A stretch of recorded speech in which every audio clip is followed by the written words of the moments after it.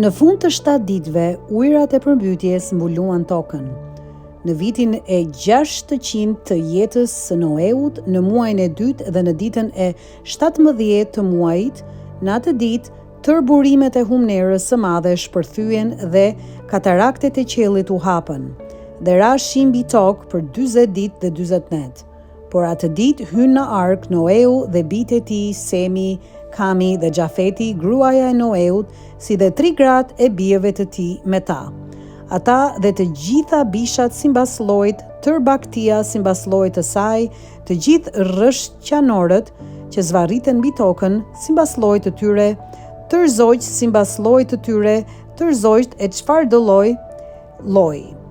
Ata erdhën te Noeu në ark 2 nga 2, prej çdo mishi që ka frym jete.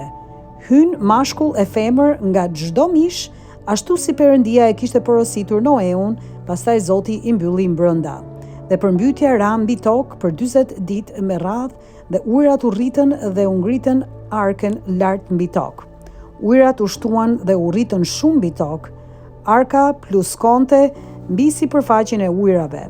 Dhe ujërat u shtuan me forcë të mëdha mbi tokë, të gjitha malet e larta që ndodheshin nën tërë qiellin u mbuluan. Ujërat u ngritën 15 kubit mbi to dhe malet u mbuluan prej tyre.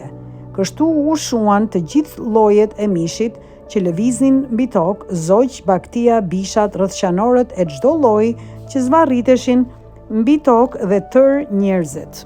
Vdiq çdo gjë që ishte mbi tokën e thatë dhe që i kishte frym jete në vrimat e hundës.